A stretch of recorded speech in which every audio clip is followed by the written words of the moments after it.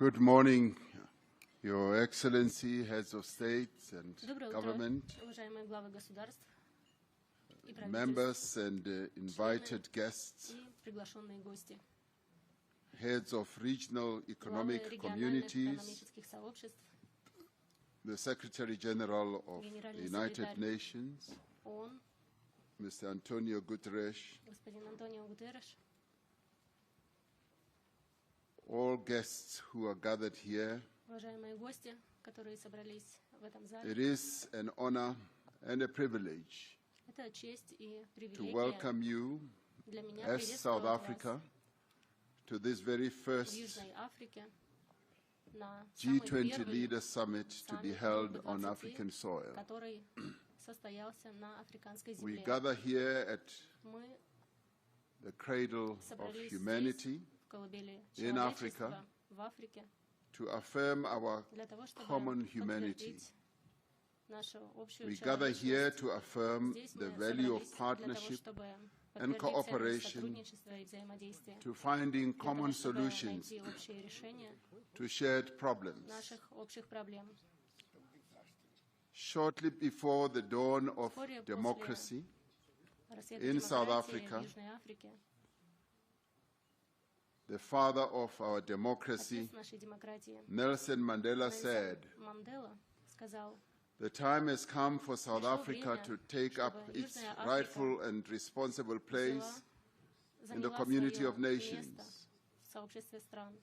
Today, as we open this G20 Leaders Summit, South Africa is deeply aware of the profound responsibility that membership of the community of nations places upon us. We also understand the responsibility of being entrusted with the presidency of the G20. In the execution of its task as president of the G20, South Africa has, throughout the past year, through its stewardship of some 130 meetings in various parts of South Africa, in other countries on the African continent, and beyond our shores, including at the United Nations, we have sought to undertake this task with care, with dignity, and with diligence. We have sought at all times to preserve the integrity and the stature of the G20, a premier forum of international economic cooperation. From its initial focus on broad macroeconomic issues, the G20 is now engaged on matters such as trade, sustainable development, health, education, science and technology, agriculture, energy, the environment, climate change, and many others. It has therefore broadened its scope as the challenges of the peoples of the world requires that they should be addressed. As the G20 countries, we understand that progress on each and all of these issues is a necessary condition for strong, sustainable, balanced, and inclusive growth. In pursuit of and in conformity with the founding mission of the G20, South Africa adopted the theme Solidarity, Equality, and Sustainability for its presidency in 2025.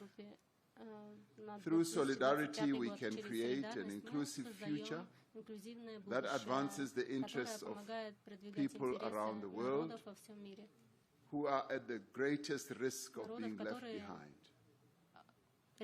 This is important in an interconnected world where the challenge faced by one nation affects all other nations.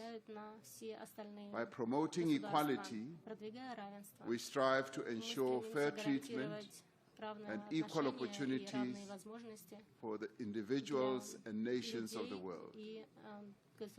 The disparities in wealth and development within and between nations is not only unjust and unsustainable, it is also one of the greatest impediments to sustainable development. It is essential that we break down divisions of economic status, of gender, of race, and geography. Sustainability involves meeting the needs of the present without compromising the ability of future generations to meet their own needs. As a founding member of the G20, South Africa has sought to ensure that the development priorities of the Global South and the African continent find expression firmly and permanently on the agenda of the G20. This is important not only for the people of Africa and the Global South. It is vital for global stability and security, alleviating resource pressures, managing population movements, and reducing the risk of conflict. We seek stability because it attracts investment. It improves planning and reduces the risk of global economic shocks. And we prioritize inclusive and vibrant markets because they are able to drive innovation and efficiency. Thriving economies lift people out of poverty. They encourage greater investment and trade, and they generate the revenue needed to invest in public goods.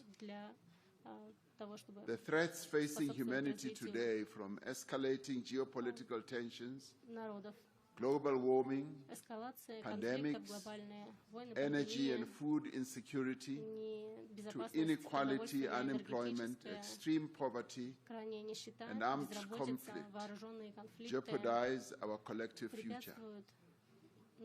It is therefore essential that we make greater and faster progress towards the achievement of the United Nations Sustainable Development Goals by 2030.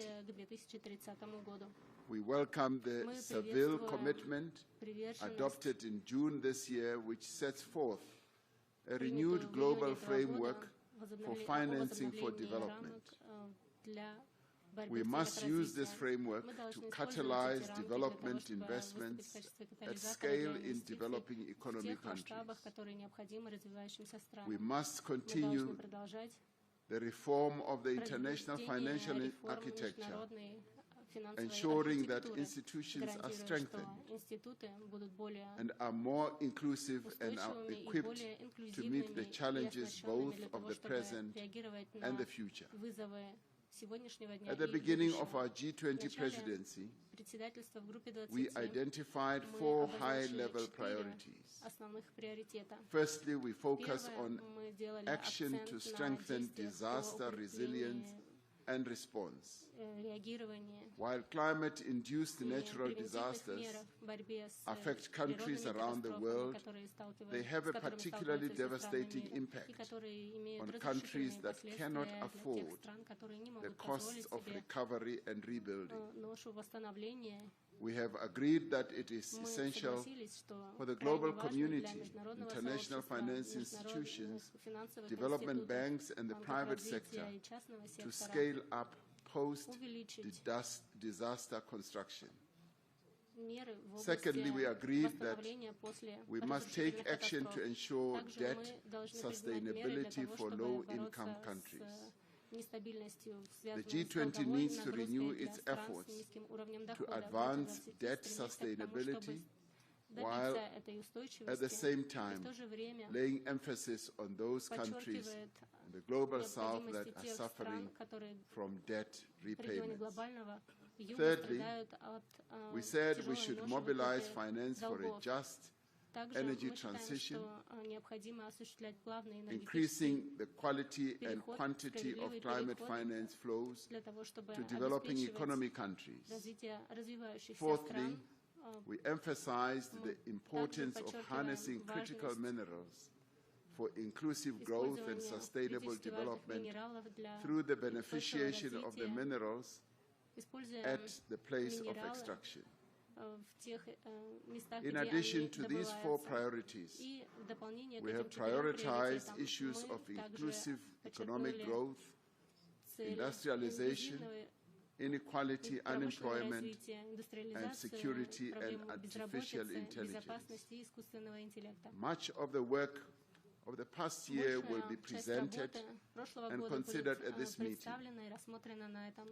We commend in particular the G20 at 20 review, which provides a detailed account of the path that this organization has traversed as the G20. It describes both our achievements and our challenges and makes proposals on how we can organize ourselves to be more focused on our core mandate. We welcome the work of the G20 Africa Expert Panel, which was led by South Africa's former Minister of Finance, Mr. Trevor Manuel. The panel argues that African efforts to accelerate productive investment require new global partnerships and strong multilateral cooperation. It calls on the G20 to support this effort by building a global policy framework that unlocks long-term finance and lower costs and investment at scale. We are also grateful for the work of the G20 Extraordinary Committee of Independent Experts on Global Inequality that was led by Professor Joseph Stiglitz, a Nobel laureate. The recommendations of the Extraordinary Committee provide a solid platform on which to launch a renewed global effort to tackle inequality. As this is the first G20 Leaders Summit to be held in Africa, it carries the hopes and must reflect the aspirations of the people of this continent and of the world. We should not allow anything to diminish the value, the stature and the impact of the first African G20 presidency. This G20 Leaders Summit has a responsibility not to allow the integrity and the credibility of the G20 to be weakened. In fact, from this summit, we should have a sense that the G20 has been strengthened. We thank all delegations that have worked together with us in good faith to produce a worthy G20 outcome document for this historic leaders meeting. The G20 underscores the value of relevance, of multilateralism. It recognizes that the challenges that we face can only be resolved through cooperation, collaboration, and partnership. The adoption of the declaration from the summit sends an important signal to the world that multilateralism can and does deliver.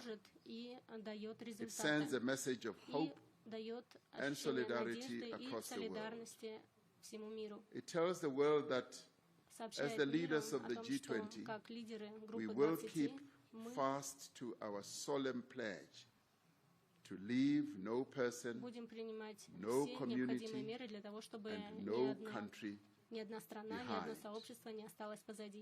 With those words, I therefore declare the G20 Leaders Summit open. And thank you.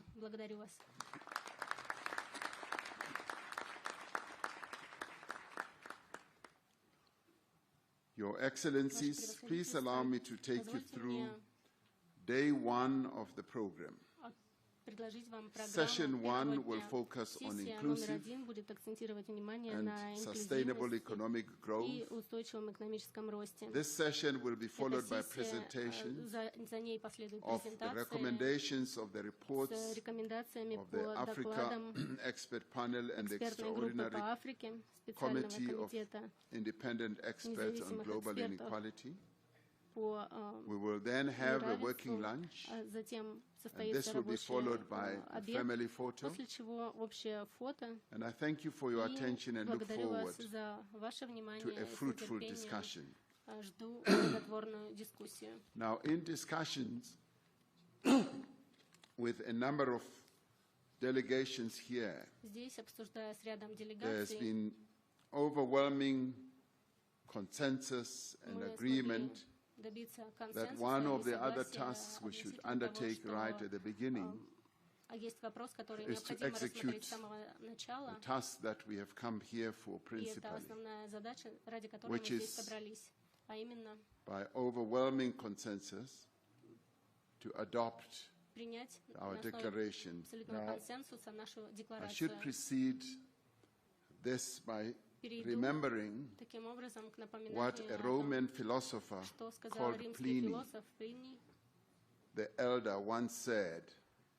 He said to have said, ex Africa semper aliquid novi, meaning out of Africa there is always something new. So something new always does come out of Africa. So with that, we would like, therefore, okay. I'm told that the cameras are still on. They should be off. I don't know why that is so.